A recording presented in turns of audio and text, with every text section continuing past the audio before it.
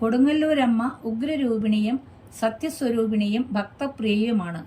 കൊടുങ്ങല്ലൂർ കാവിലമ്മ എന്നാണ് പറയാറുള്ളത്. ദേവസ്വം ബോർഡ് വന്നതിന് ശേഷമാണ് അമ്പലമെന്നും ക്ഷേത്രമെന്നും പറയാൻ തുടങ്ങിയത്. 1500 വർഷത്തിലധികം പഴക്കമുള്ള അമ്മയുടെ വാസസ്ഥാനമാണ് കൊടുങ്ങല്ലൂർ കാവ്. മലയാളക്കരയുടെ സംരക്ഷകയാണ് ദേവി. 10 ഏക്കറോളം സ്ഥലം അമ്പലം ചുറ്റി കാണപ്പെടുന്നു. 1965-70 വരെ എന്നാണ് ഓർമ്മ. കാവിന് ചുറ്റും കമ്പിവേലികൾ മാത്രമായിരുന്നു. യാതൊരുവിധ അസംഭാവിതങ്ങളും അന്ന് നടന്നിട്ടില്ല. ഒരു വർഷത്തെ ഭരണിയുടെ നടവരവ് തന്നെ മതിൽ കെട്ടുന്നതിന് ധാരാളമായിരിക്കും. എങ്കിലും പഴമക്കാർ അതിന് താല്പര്യം കാണിച്ചിരുന്നില്ല. അതിന് കാരണം കൊടുങ്ങല്ലൂരമ്മയ്ക്ക് മനയും വേണ്ട മതിലും വേണ്ട എന്ന അമ്മയുടെ നിർദ്ദേശമായിരുന്നു എന്നാണ് വിശ്വാസം. ഒരുപാട് വീടുകളും കടകളും ഒന്നും പഴയ കാലങ്ങളിൽ ഉണ്ടായിരുന്നില്ലല്ലോ. കൊടുങ്ങല്ലൂർ കാവിന്റെ പരിസരത്തിൽ നമ്പൂതിരിമാരുടെ മനകൾ ഉണ്ടായിരുന്നു എന്ന് പറയപ്പെടുന്നു. ജനങ്ങളെല്ലാവരും ഭയഭക്തിയോടെയും വിശ്വാസത്തോടെയും അമ്മയെ ഉപാസിച്ചു പോന്നിരുന്ന കാലം.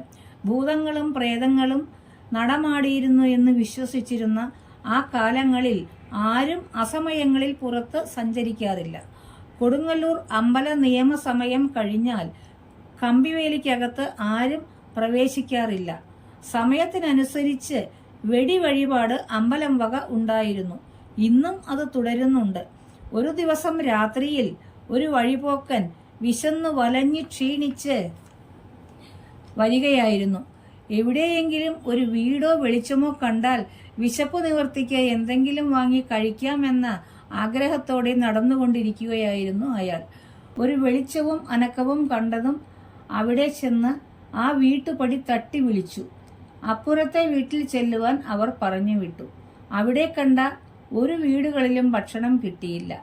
അവസാന വീട്ടുകാർ പറഞ്ഞു വിട്ടു, കുറച്ചു മാറി കമ്പിവേലിക്കുള്ളിൽ ഒരു വീട് കാണാം, അവിടെ പോയി കാളിവാരസ്യാരെ കാളിവാരസ്യാരെ എന്ന് വിളിച്ചു തട്ടിയാൽ വേണ്ടതെല്ലാം അവർ തന്നേക്കുമെന്ന് പറഞ്ഞയച്ചു. ഒന്നും അറിയാത്ത വഴിപോക്കൻ നേരെ അമ്മയുടെ നടയിൽ ചെന്ന് കാളിവാരസ്യാരെ എന്ന് വിളിച്ചുകൊണ്ട് കതവു തട്ടി. കാര്യം മനസ്സിലാക്കിയ ദേവി സ്ത്രീ രൂപത്തിൽ വിളക്കും ചങ്ങലവട്ടയുമായി വന്ന് വാതിൽ തുറന്നു. വിശന്നു വന്നതായിരിക്കും അല്ലേ, വല്ലാതെ ക്ഷീണം കാണും, ഒന്ന് കുളിച്ചിട്ട് ഭക്ഷണം കഴിക്കുന്നോ എന്ന് ചോദിച്ചതും അയാൾ വിയപ്പും ക്ഷീണവും ഒരു മാതിരി തോന്നിയതുകൊണ്ട് കുളിച്ചേക്കാം എന്ന് പറഞ്ഞു അത്രേ. ചങ്ങലവട്ട വിളക്കിന്റെ ആ കരണ്ടിയിൽ ഒരു കരണ്ടി മണ്ണെടുത്തതാണ് ഇന്നത്തെ വട്ടക്കുളമെന്ന് വിശ്വസിക്കുന്നു.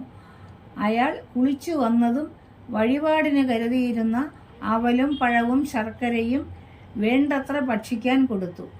കഴിച്ചതും കിടക്കാൻ മെത്തയും ശരിയാക്കി കൊടുത്തു അത്രേ.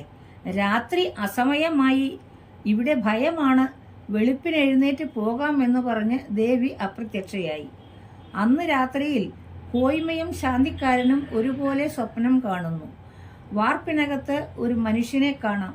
അയാളെ ഉപദ്രവിക്കരുത് എന്നായിരുന്നു സ്വപ്നം. മതിലും മനയുമൊന്നും ഇവിടെ വേണ്ട എന്നും പറഞ്ഞ പോലെ തോന്നിയെങ്കിലും എന്തോ സ്വപ്നമാണെന്ന് കരുതിയതേയുള്ളൂ. വെളുപ്പാങ്കാലമായതും കോയ്മ വന്ന് നട തുറന്നു. അകത്ത് കയറി. ശാന്തിക്കാരും മറ്റ് അമ്പലവാസികളും എത്തി.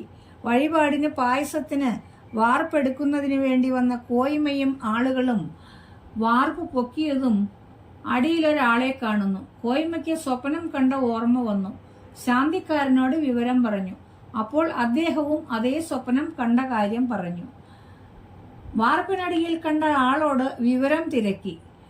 ഒരു സ്ത്രീയാണ് വന്ന് വാതിൽ തുറന്നതെന്നും പിന്നീട് വിശന്നു വന്ന തനിക്ക് കുളിക്കാൻ കുളം കാണിച്ചു തന്നു, ആവശ്യത്തിന് ഭക്ഷണവും തന്ന് സുഖമായി ഉറങ്ങിക്കോളാൻ പറഞ്ഞ് മെത്തയും കാണിച്ചു തന്ന ശേഷമാണ് അവർ പോയത് എന്നും പറഞ്ഞു.